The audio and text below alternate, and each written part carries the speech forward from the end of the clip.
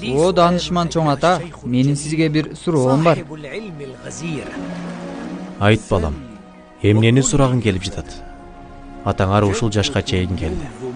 Бул убакта алган ар түрлүү илиминен, окуялары менен силерге жооп берүүгө кызганмак беле.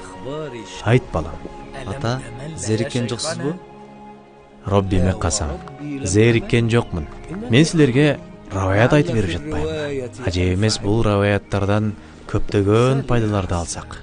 Ушундай зөөкүр падышанын доорунда Ибрахим кантип төрөлдү? Аны энеси кантип эсен аман боюнда алып жүрдү?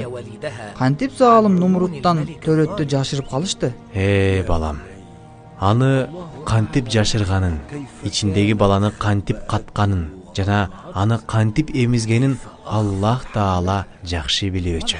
Чынында ал кудуреттүү жараткандын сыйкыры болчу. Мен Ибрахимдин атасы жөнүндө сурагым келип жатат. Анын атасынын аты Азарбы же Тарахпы? Сенин сурооң аалымдардын, муфассирлердин жана илим талап кылгандардын арасында түрлүү ойлорду жараткан. Ибрахимдин атасынын аты жөнүндөгү ойлордун арасында туурага жакыныраак пикирлер бар. Алысыраак дагы пикирлер жок эмес. Туурага жакыны кайсы?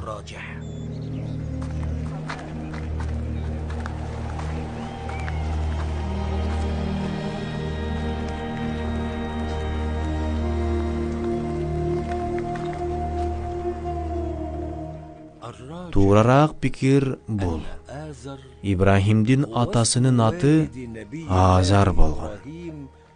Азар бул кээ бир санжырачылар ойлонгондой жасалма бут кудайдын аты эмес. Имам Табари айтат, ал заманда адамдын эки ысымы болуусу таң калыштуу болгон эмес.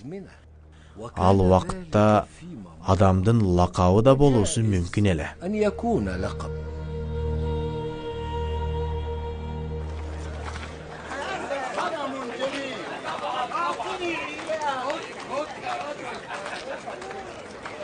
Бул бут кудайларды сиздер үчүн Азар жасаган. Келгиле, сатып алып, ийгиликке жеткиле. Бул кудайлар силерге можиза, сыйкырдуу кереметтерди көрсөтөт. Булуттарды учурат, шамалдарды токтотот, баарыңарга ырыскы берет.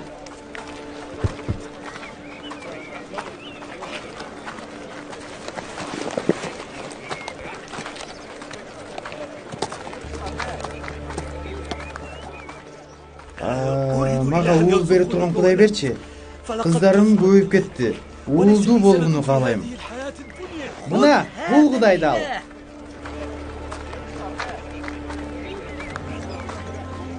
Бул ишеничтүү элеби анан? Ала бер, коркпой. Каалаган нерсеңди кылып берет. Бул сени уулдуу кылат, ырыскы берет, аял да берет. Менин үйүмдөгү буга чейинки кудай эч жардам бербей койду. Токтот. Токтот. Жакшылык кудайдан, жамандык өзүбүздөн болот наадан десе. Бол сага эмне деп жатат? О, Азардын баласы. Эч нерсе. Нумрут падышабызды сактап жаткан кудайларга шүгүрлөр болсун. Бар кудайларга сажда кыл. Балким сага береке жаап калар.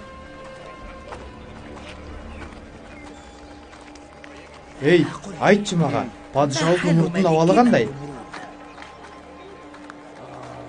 Абалы мурдакыдай эмес. Мурдагандай эле. Сен хан сарайда жүрбөдүң беле? Айтып берчи мага. Падышанын такысын кулата турган баланы укканга чейин ал жакта кандай эле? Биз неаматтардын арасында жашачубуз. Жада калса бейиште, Нумруттун хан сарайында жашачубуз.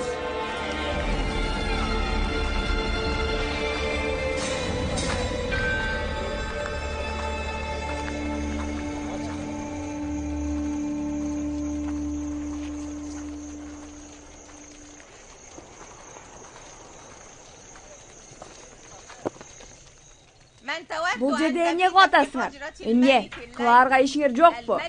Суулана бербей иш кылгыла. Сен бар, кызматыңды аткар. Падышабыз Нумрутту жакшы карашыбыз керек. Калганыңар даярдаңла.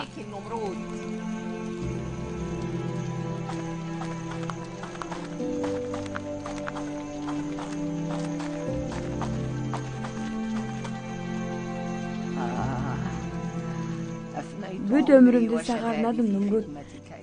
Жаш кезимде сенин кызматыңа арнадым, о падышам.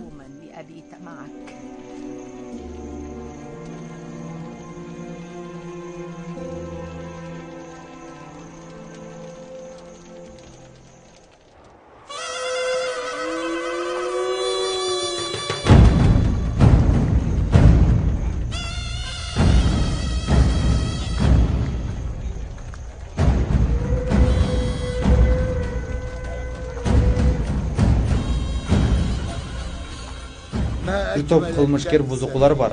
О өкүмдарым, аларды эмне кылалы? Сен эмнени айтып турасың? Эмне кылсак экен? Же балким аларды бийлеттербиз? Жок. Же кызматкер кылабызбы? Ооба. Жок. Алардын баары бул жерде болсо.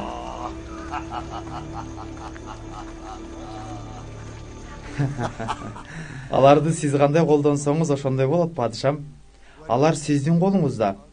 Аларды эмне кыласың, о базирим? Эмне кылсаңыз өзүңүз билесиз, ханым. Сизсиз да, баарынын өкүмдары сизсиз да, кожом. Кана алар? Менин кечиримдүүлүгүмдөн куру жалак калгандар. Кана, алып кел аларды. Алып кел ey вазир.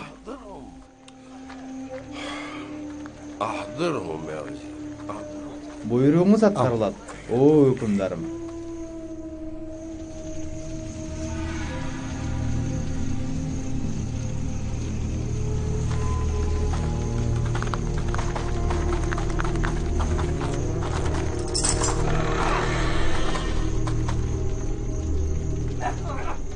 Торгула, ey кылмышкерлер, торгула, айгаңгыла. Колларына кишен салып, алып чыккыла.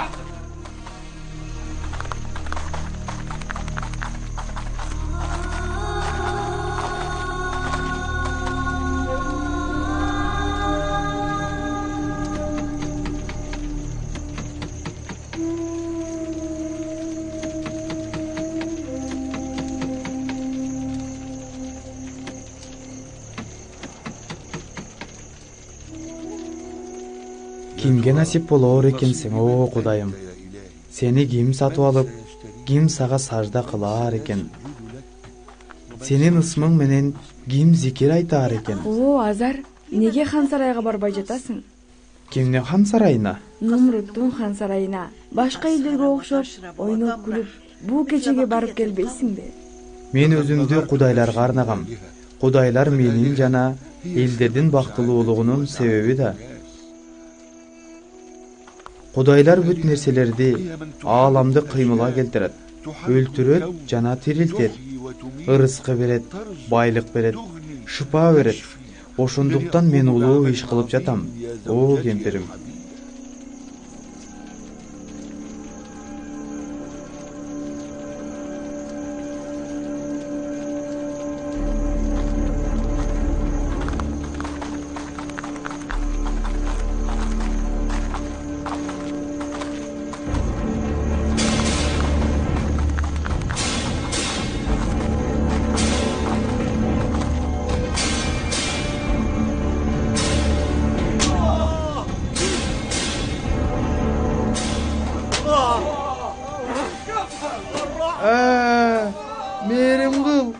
Мээрим кыла көргүлө. Өнүңдү чыгарба. Ансыз деле аз убакыттан кийин өлөсүң. Биз ошол үчүн ушунун баарын жасадыкпы? Силер падыша Нумруттун буйругуна каршы чыккансыңар. Ал жер жүзүндөгү падышалардын падышасы. Торбас, бас дедим.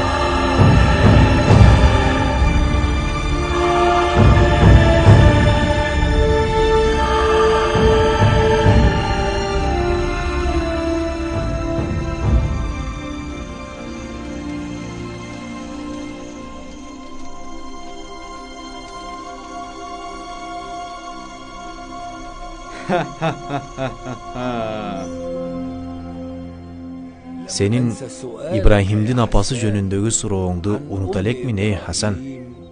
Кантип боюнда болгон, кантип төрөгөн. Бирок мен силерге Numruтту кантип коркуу сезими басып алганын айтып берим келип турат. Бул Аллахтын уадасы болчу.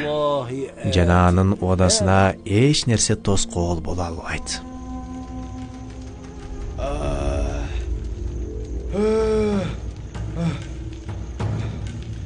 Жок.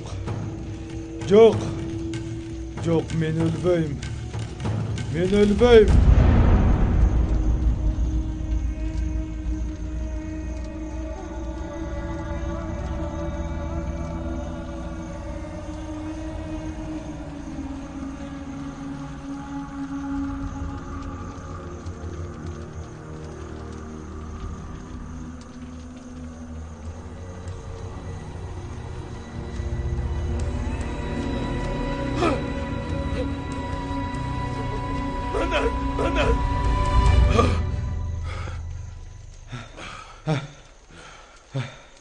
Менин падышачылыгым да түгөнбөйт.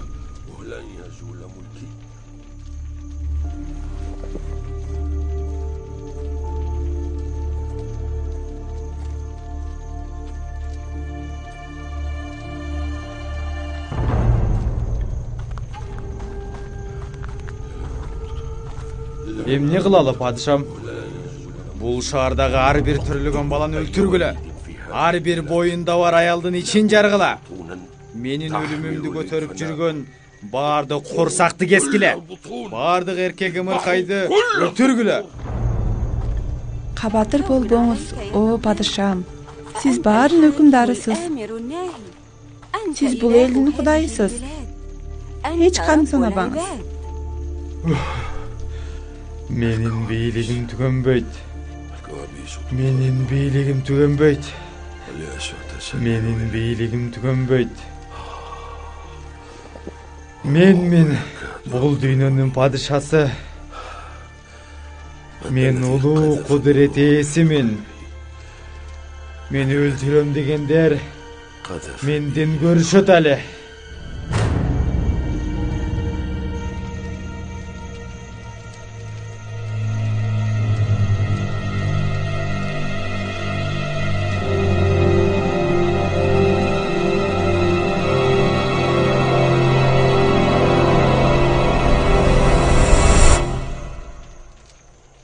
Эй, падышанын жан сакчылары, уктабагыла. Уйкуга ырахатка берилбегиле. Силер падышанын коргоочусусуңар. Ар бир ымыркайды өлтүргүлө. Бул жердин эч бир жеринде ымыркайдын көлөкөсүн дагы калтырбагыла. Падышага каршы чыккан эч кимди калтырбагыла. Өлтүргүлө, сойгула. Ким бул падышага каршы чыккан акмак? Анын тактысын улатам деген ким? Жок. Аларды үйүндө жок кылабыз. Аларды үйүндө жок кылабыз.